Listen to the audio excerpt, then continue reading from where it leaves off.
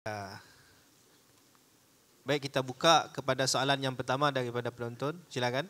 Bismillahirrahmanirrahim. Assalamualaikum warahmatullahi wabarakatuh. Saya nak bertanya bagi pihak Kiai sebagai seorang Asy'ariyah. Soalan pertama, saya ada dua soalan. Apakah pandangan Kiai terhadap hadis Ainallah yang mana Nabi bertanya kepada seorang budak di manakah Allah dan dia menunjuk ke atas. Itu soalan pertama. Dan soalan kedua berkaitan dengan hadis mengenai keadaan jenazah apabila dicabut nyawanya. Saya tak apa sangat dia punya mantan full dia. Tapi hadis ni panjang yang mana roh ni akan dicabut oleh malaikat ikut keadaan dia lah. Kalau dia mukmin dicabut dengan lembut, kalau dia fasik dicabut dengan keras. Lalu malaikat akan bawa roh dia ke atas berjumpa dengan Allah. Tidakkah hadis ni menunjukkan bahawa kedudukan Allah berada di atas? Sekian, terima kasih. Baik, kita kumpul soalan dulu. Silakan.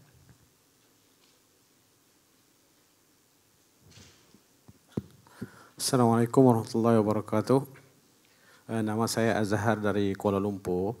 Jadi saya ingin bertanya Kiai dalam membahaskan tentang takwil ayat-ayat Al-Quran. Kalau tak salah saya pembahasan itu kembali kepada ayat wa ma ya'lamu ta'wilahu illa Allah war-rasikhuna fil ilm. Jadi apabila kita membaca ayat tersebut, ada yang membaca secara wasal dan ada yang membaca secara waqaf. Jadi yang tu rasanya ada membezakan dari sudut ayat. Jadi manifestasi daripada pembacaan tersebut menjadikan seseorang itu berkemungkinan memahami dibolehkan takwil dan tidak dibolehkan takwil, iaitu wa ma ya'lamu ta'wilahu illallah, waqaf di situ.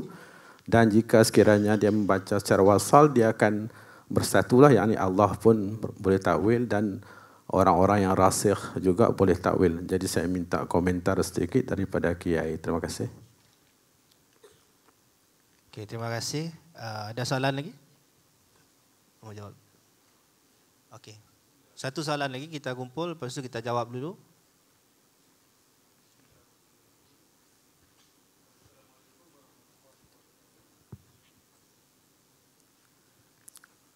Bismillahirrahmanirrahim. Assalamualaikum warahmatullahi wabarakatuh. Saya nak tanya kepada Pak Kiai tentang ta'amul ma'an nusus al-mutasyabihah. Mengikut Ahlussunnah wal Jamaah, tentang nusus mutasyabihah ni kita ada dua. Sama ada tafwid ataupun takwil. Cuma kat sini nak tanya tentang apakah perbezaan di antara tafwid dan juga itsbat, dan macam mana kita nak ta'amul dengan ibarah salaf, antaranya dalam kitab Fiqhul Akbar tentang masalah ibarah yang sebut lahu yad ke ataupun lahu ainan ke seumpamanya. Maksudnya kat sini zahirnya macam itsbat, tapi maksudnya bila kita sebut tentang Ahlussunnah wal Jamaah, kita akan kata itu ialah tafwid. Jadi minta pencerahan daripada Pak Kiai. Jazakumullah khairan. Baik, kita minta kepada Pak Kiai untuk menjawab soalan yang dikemukakan. Silakan.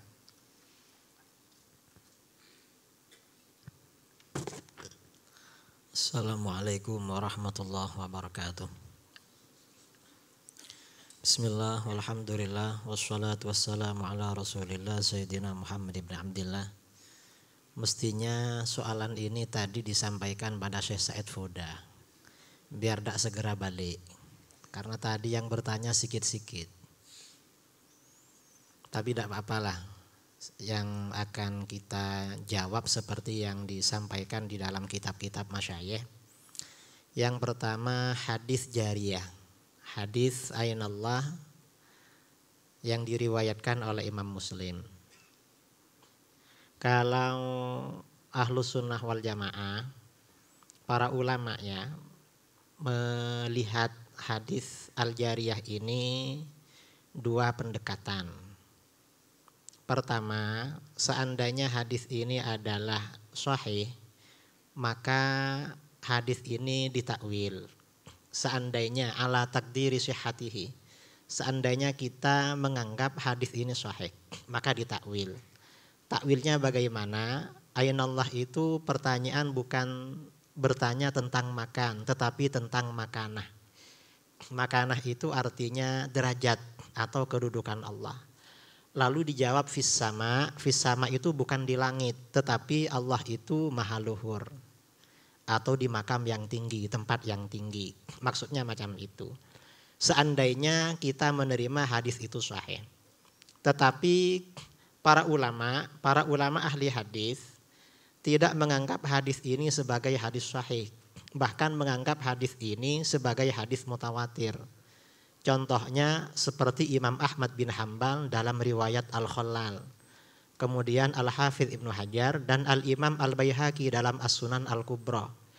Imam Al-Baihaqi dalam As-Sunan, dalam sebagian kitabnya menganggap sebenarnya hadis ini tentang soalan aynallah di dalam nuskhoh yang asli riwayat Imam Muslim itu tidak ada.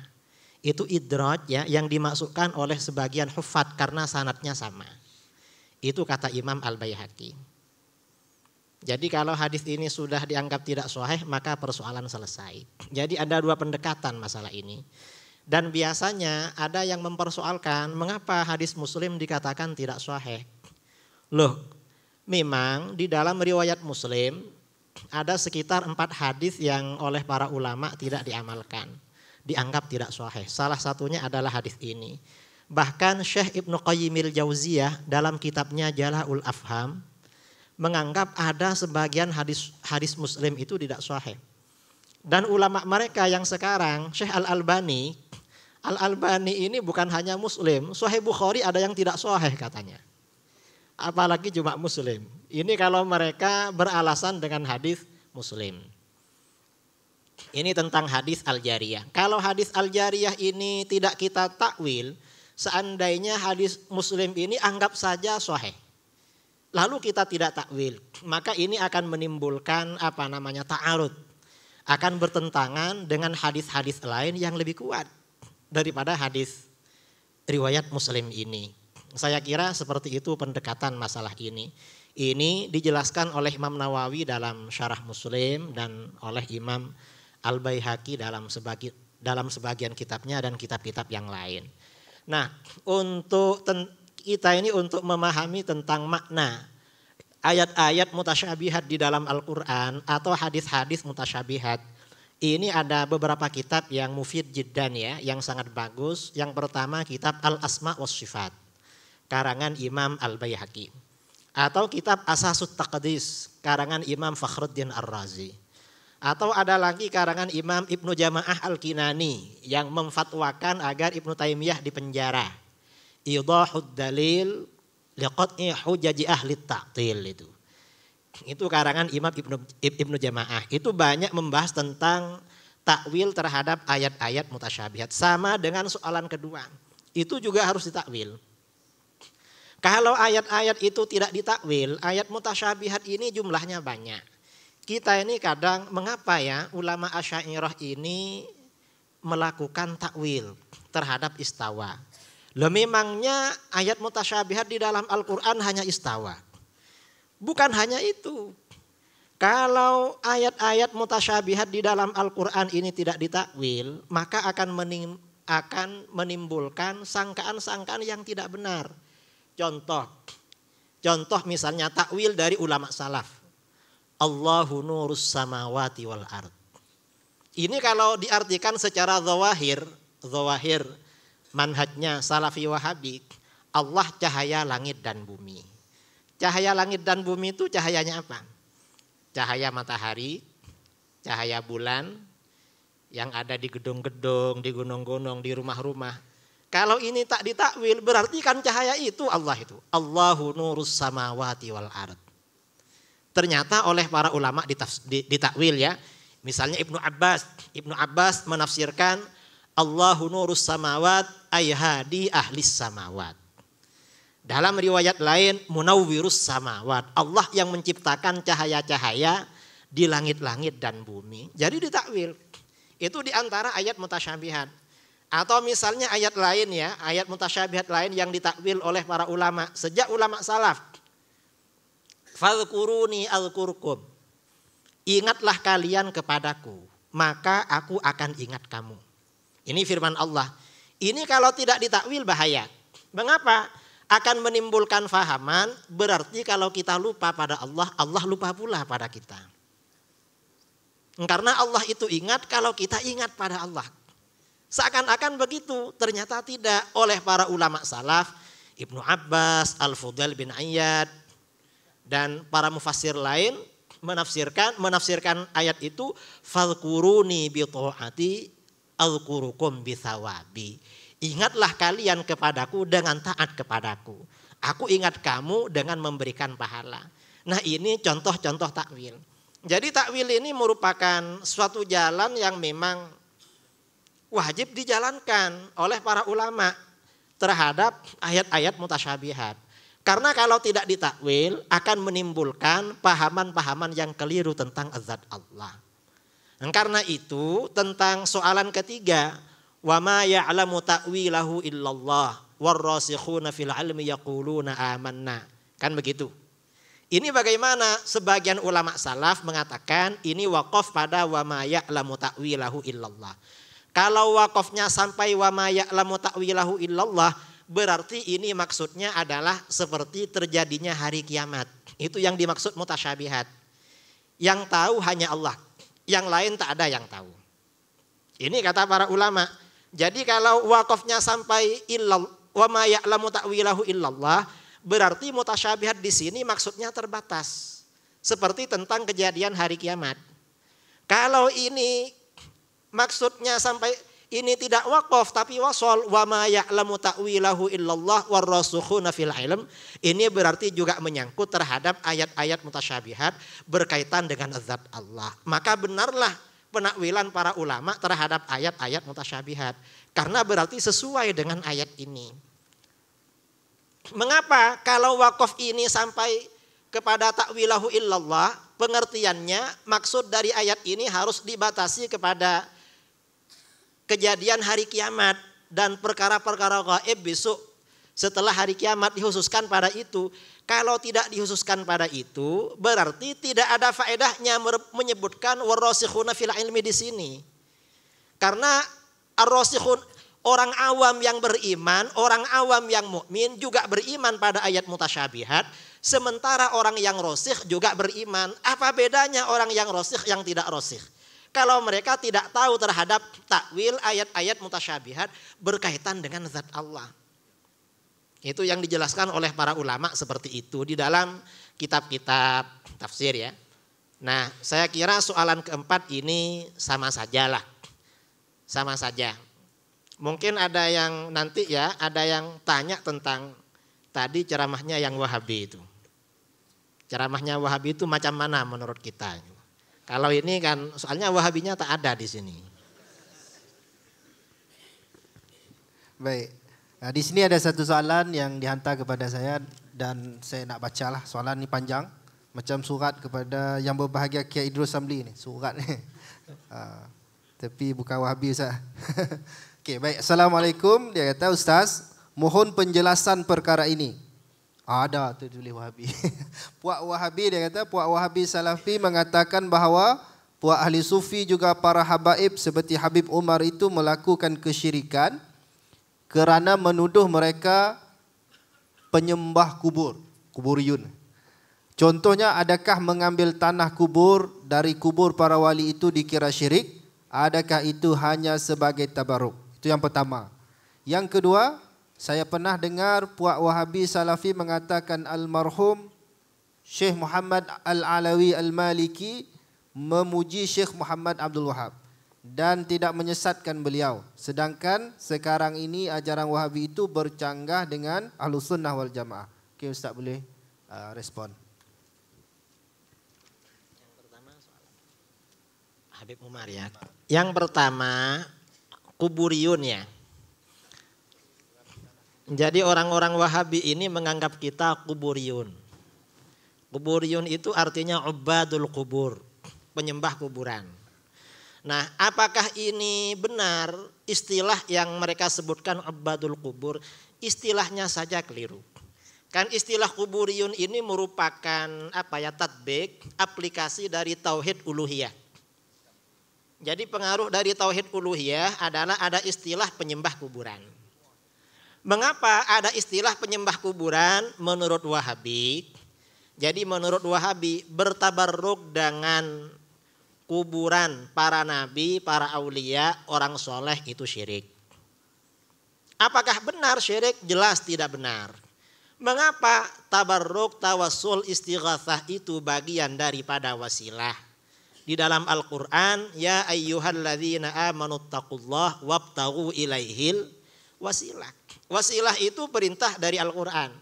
Tabarruk itu bagian dari wasilah.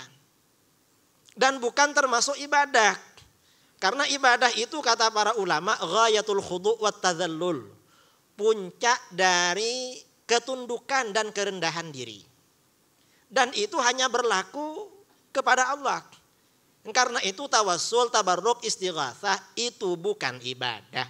Karena bukan ibadah, maka bertawassul, beristighatsah, bertabarruk dengan para nabi, dengan kuburannya, itu juga tidak masalah.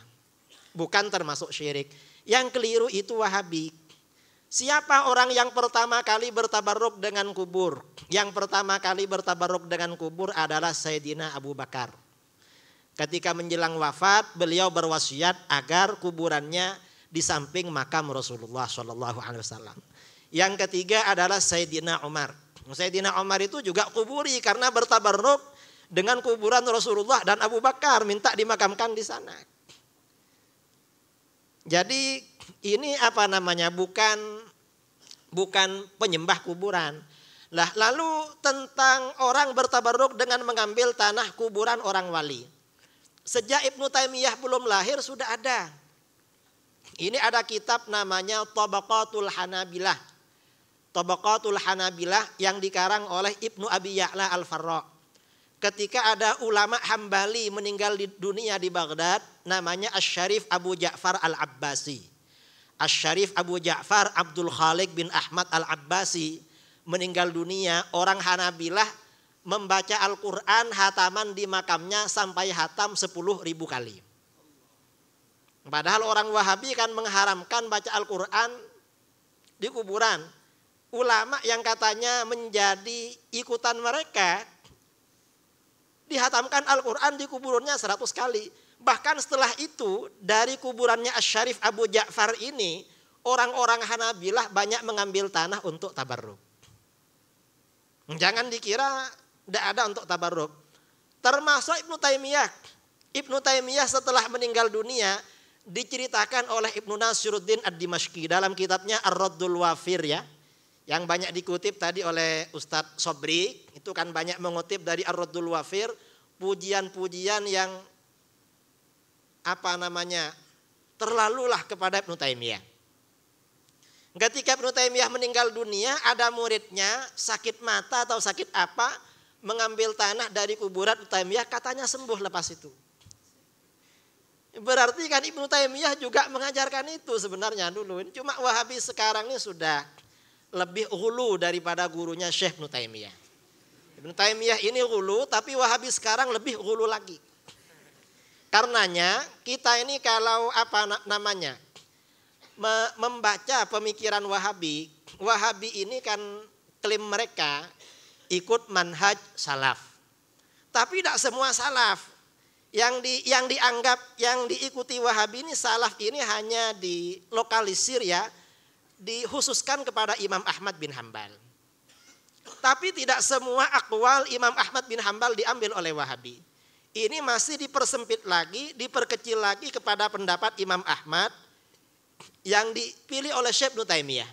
Dan pendapat Ibnu Taimiyah yang berbeza dengan Imam Ahmad, oleh Wahabi dianggap pendapat Ibnu Taimiyah lebih salaf daripada Imam Ahmad. Dan nanti Ibnu Taimiyah ini tidak diambil semua. Masih diperkecil lagi, diteliti lagi ya oleh Syekh Muhammad bin Abdul Wahab.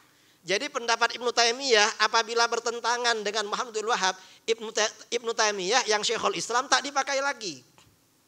Nah yang terakhir ini Syekh Ibnu Taimiyah dipersempit lagi oleh Syekh Al-Albani. Makanya Wahabi ini semakin lama pikirannya semakin kecil. Karena dari salafnya kecil tambah kecil lagi ke belakang. walaupun mereka mengaku salaf. Ya termasuk di dalam masalah istilah bertabarruk dengan tanah kuburan. Jadi sama sekali itu bukan bukan menyembah kuburan. Bahkan di dalam kitab Al-Mi'yar Al-Mu'rib ya, karangan siapa namanya Abul Abbas Al-Wansharisi Al-Maliki, di situ ada istifta kepada ulama Malikiyah bagaimana hukumnya orang-orang ahlus sunnah datang ke makam para aulia, para solehin, lalu mengambil tanah mereka tujuan tabarruk. Kata beliau itu tak masalah. Mengapa? Sejak ulama-ulama dulu, para ulama bertabarruk dengan tanah kuburan Sayyidina Hamzah di Uhud. Bertabarruk dengan itu. Dan itu tidak ada yang ingkar sejak dulu terhadap tabarruk itu.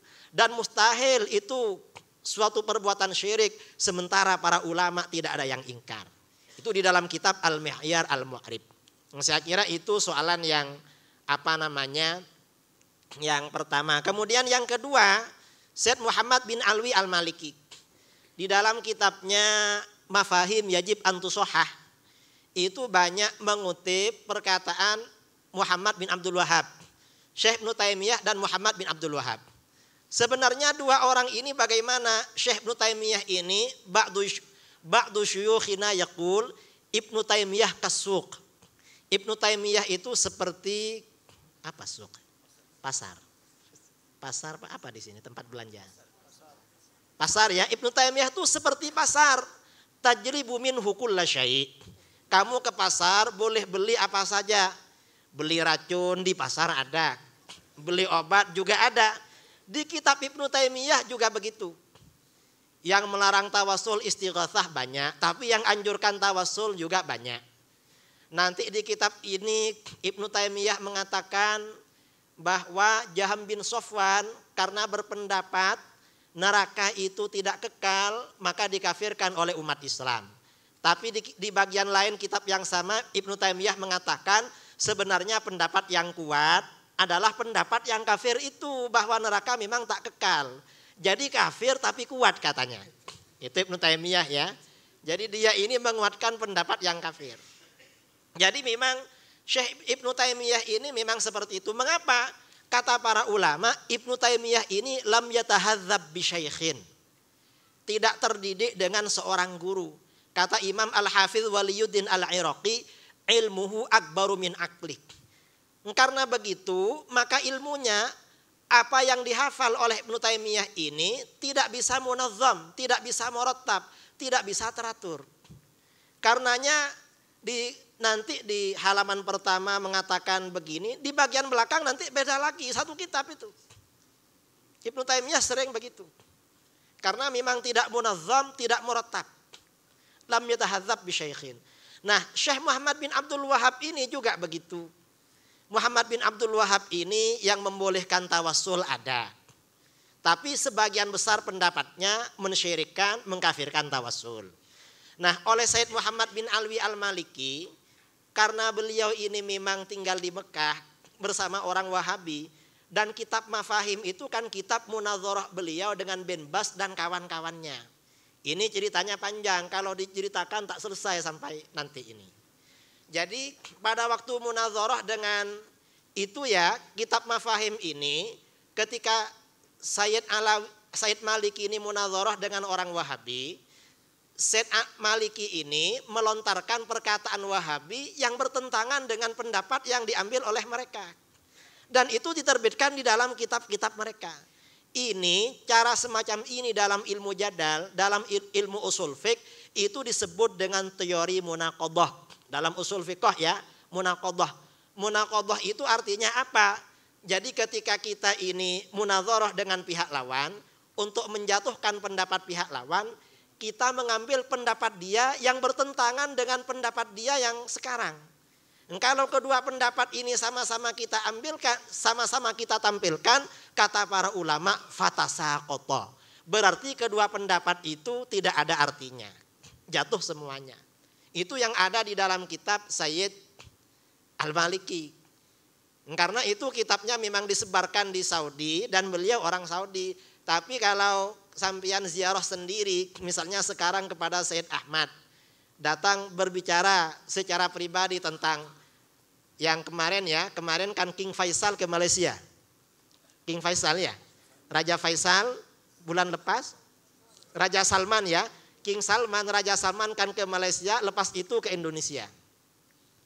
Coba kita ini bercakap-cakap tentang siapa saja menterinya yang ke sini. Itu Wahabi apa bukan? Said Ahmad, maaf ini ya, ini tak usah dikeluarkan. Said Ahmad itu tidak cakap Wahabi. Apa? Syaitan. Syaitan. Beliau ini bilangnya syaitan sama ulama Wahabi itu. Dan beliau ini saya kira ikut manhaj ayahnya. Jadi bukan menerima terhadap Wahabi, tetapi ini suatu teori di dalam munazarah. Saya kira itu. Oke. Oh, ada lagi salam. Oh, kita ada 5 menit. InsyaAllah kita masih ada 5 menit yang berbaki. Dan di sini ada soalan Pak Kiai. Assalamualaikum. Sekejap, kita ada satu soalan. Kita 5 minit. Ada banyak soalan kah? Satu soalan. Satu soalan. Okey, baca dulu. Nik Muhammad Marzuki dari Kuala Lumpur. Kiai, apa yang saya dengar bahawa kelihatannya ramai ulama, jumhur ulama dikatakan, jumhur ulama dan juga banyak juga muassasah Islamiah seperti Jamiat Al-Azhar Syarif membuat satu ketetapan rasmi bahawa As-Salafiyah ataupun Al-Wahabiyah ataupun Al-Mazhab Taimi yang disebut oleh Syekh Said Faudih tadi tidak dianggap sebagai sebahagian daripada Ahli Sunnah wal Jamaah. Sebaliknya dianggap sebagai salah satu daripada firqah di dalam Islam. Soalannya, adakah perkara ini benar atau sebaliknya? Apa pandangan Tuan sendiri? Dan juga keputusan rasmi di pihak Nahdlatul Ulama yang Tuan wakili, juga dalam konteks negara Indonesia itu sendiri, adakah di sana terdapat keputusan rasmi mengenai perkara ini? Itu saja soalannya. Terima kasih. Assalamualaikum warahmatullahi wabarakatuh.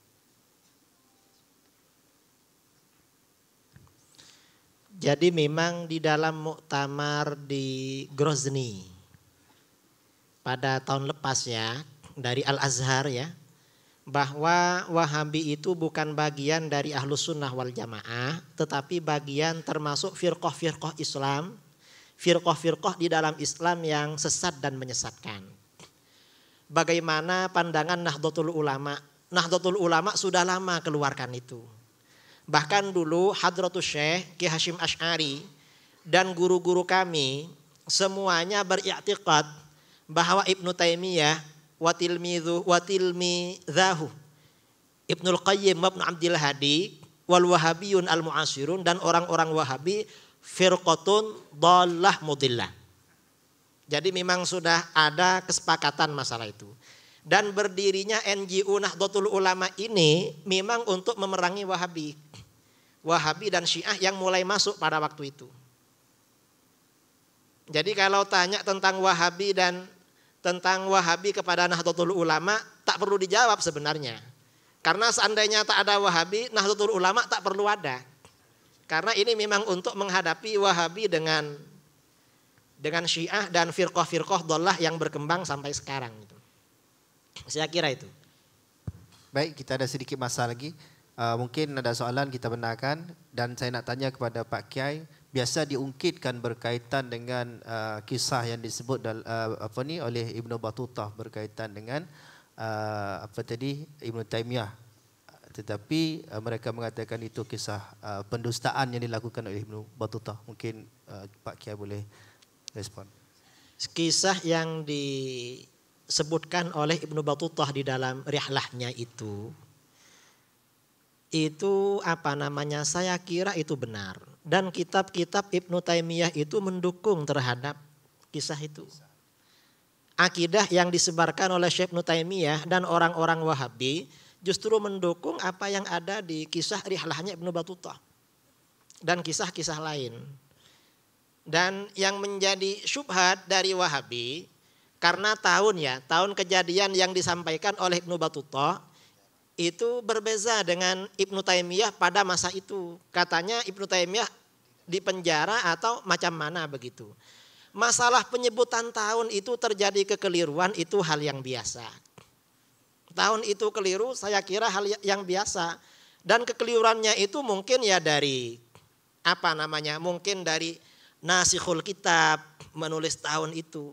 Atau mungkin Ibnu Taimiyah Ibnu Battutuh ada silap tentang ingatan tahunnya. Tetapi kalau asrul kisahnya itu kalau kita hubungkan dengan akidahnya Ibnu Taimiyah sepertinya saling menguatkan. Dan seandainya tak ada kisah Ibnu Battutuh itu ya kita tetap menolak akidah Ibnu Taimiyah. Tidak perlu terhadap kisahnya Ibnu Battutuh sebenarnya. Kisah Ibnu Battutuh itu hanya sebagai penghibur bagi kita. Hanya tambahan saja. Dan seandainya ada kisah itu, kita tetap tak terima terhadap akidah Ibnu Taimiyah. Saya kira itu. Baik, oke. Saya kira cukup untuk soalan dan untuk minit yang terakhir ini kita minta Pak Kiai untuk menjawab sedikit kepada pembentangan yang dibawakan oleh Ustaz Aziz Sobri tadi. Dan kita akhirkan majlis kita pada hari ini, insyaAllah. Boleh? Falyatafadhal mashkurah. Yang disampaikan oleh Dr. Asri itu Asri? Asri apa Sobri? Jadi poin-poin yang disampaikan itu yang pertama kata dia bahwa itu wasatiyah. Saya kira tidak benar. Wasatiyah itu justru madhabul jumhur. Yaitu madhabnya Asy'ariyah Maturidiyah. Karenanya mayoriti umat Islam ikut karena wasatiyah. Dan wasatiyah ini memang tidak ada takfir, tidak ada tabdi'. Dan ini kita Asy'ariyah Maturidiyah. Mereka bukan wasatiyah. Kemudian dia mengatakan, Syekh Ibnu Taimiyah katanya mendasarkan masadirul akidahnya dari Alkitab, As-Sunnah dan Ijma'. Sementara kita yang disebut dengan Ahlul Kalam, katanya masadirul akidahnya justru adalah akal warra'i. Wala yarawna bihujjatil kitab was sunnah fil akidah. Itu sama sekali fitnah. Dan yang dikutip oleh Asri di dalam bukunya itu perkataan Imam Saifuddin Al-Amidi di dalam kitabnya Ghayatul Maram fi Ilmil Kalam. Setelah kita lihat ternyata yang dibicarakan oleh Imam Saifuddin Al-Amidi itu adalah tentang maslak. Imam Al-Amidi itu artinya macam mana? Bahwa kata beliau yang dibahas itu adalah tentang jawazur ru'yatillah fil akhirah. Melihat Allah di akhirat itu boleh apa enggak? Menurut Mu'tazilah Allah itu tak mungkin dilihat. Nah menurut Asy'ariyah Allah itu mungkin dilihat. Sedangkan Al-Quran dan Sunnah menunjukkan jawazuha syar'an. Wuku'iha syar'an. Bahwa melihat Allah itu akan terjadi. Kata Imam Al-Amidi, untuk menetapkan jawazur ru'ya ini, maslak yang paling kuat itu adalah maslak akli. Maslak dengan masdar itu beda. Kalau masdar itu artinya sumber, kalau maslak itu artinya laluan. Mengapa maslaknya pakai maslak akli? Karena zawahir sama'iyah itu tidak sekuat maslak akli. Dan ini hanya khusus masalah ru'ya. Jadi artinya apa? Asli itu jelas memfitnah terhadap mazhab Asy'ariyah. Tidak benar itu. Atau mungkin dia kurang paham terhadap kitab ilmu kalam. Karena orang Wahabi ini memang karena Wahabi ini sangat memusuhi ilmu kalam. Karenanya orang Wahabi ini sangat benci ilmu kalam. Mengapa benci? Karena kalau ada orang Asy'ari, walaupun orang ini sekolahnya masih ibtidaiyah, madrasahnya ibtidaiyah, munazarah dengan Wahabi yang doktor, kalah dia. Mengapa? Pakai ilmu kalam. Karena ilmu kalam ini sangat ampuh. Dan kata Imam Al-Amidi, maslak yang paling kuat Allah boleh dilihat itu adalah maslak akli, maslak akal. Mengapa? Dalil-dalil syar'i seperti dalil Al-Quran itu juga dijadikan dalil oleh Mu'tazilah bahwa Allah tidak bisa dilihat.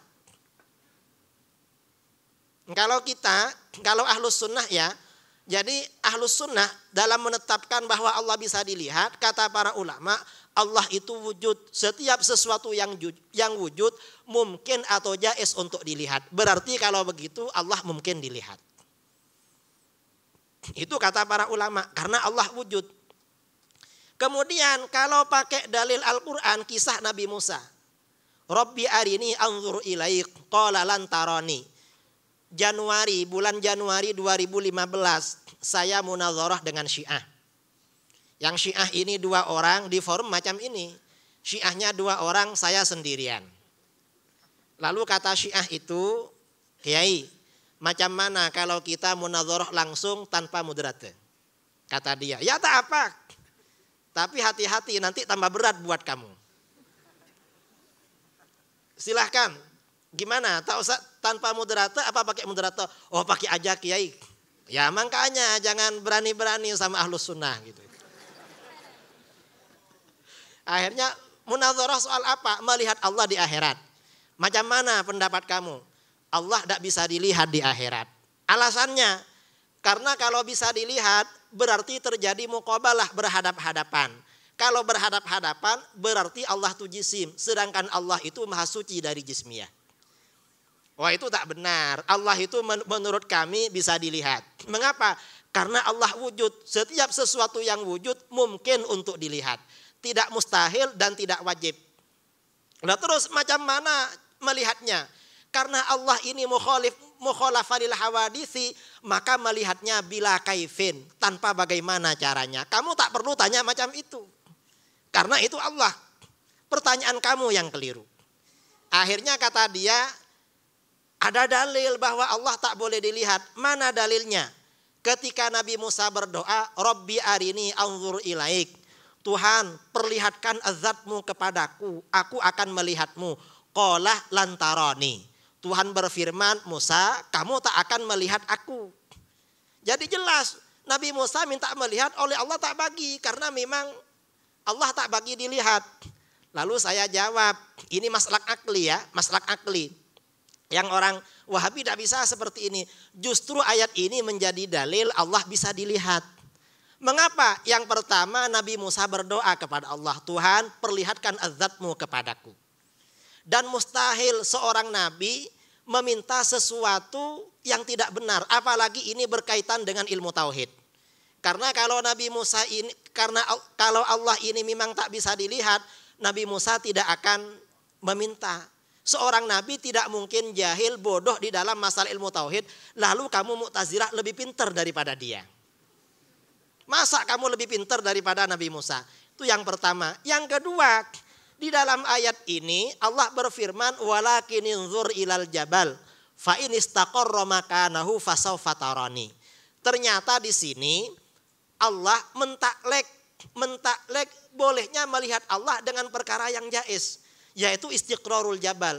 Ketika ini dihubungkan, ditaklek, dihubungkan dengan perkara yang jaiz, berarti melihat Allah itu adalah jaiz. Berarti kalau begitu Allah itu jaiz dilihat. Lalu tentang lantaroni walakin inzur ilal jabal, ini maksudnya macam mana? Kamu tidak akan melihatku ketika di dunia, akan melihat nanti di akhirat. Soalnya Nabi Musa minta melihat di dunia. Itu tak dibagi oleh Allah. Itu maksudnya. Akhirnya macam mana? Akhirnya yang Syiah itu diam, tak boleh jawab.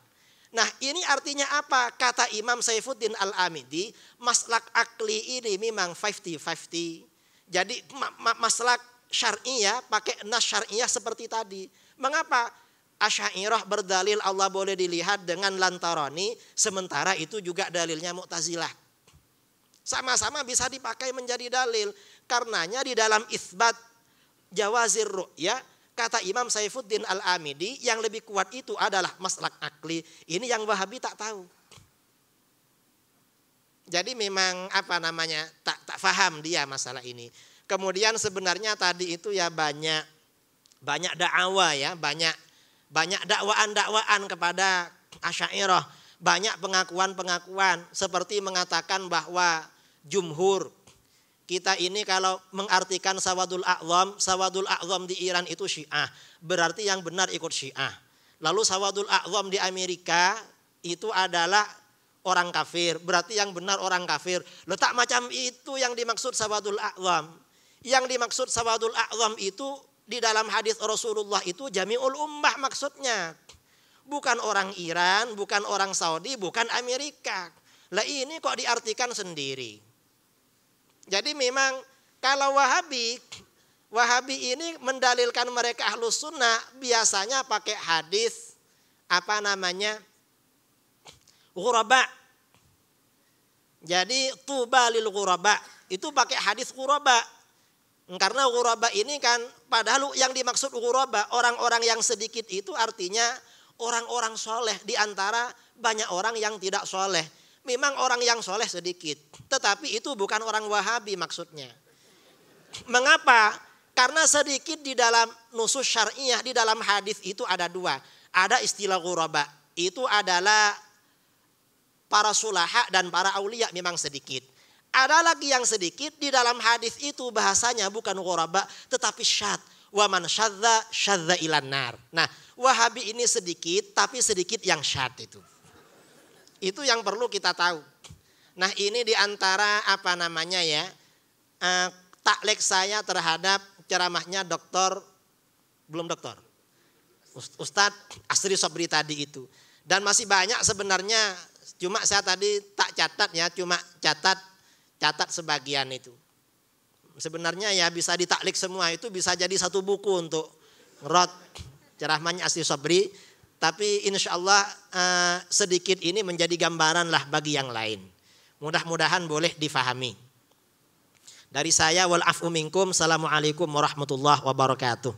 Waalaikumsalam warahmatullahi taala wabarakatuh. Majlis mengucapkan jazakumullah khairal jaza kepada Kiai Haji Muhammad Idrus Ramli di atas penyampaian pada petang ini.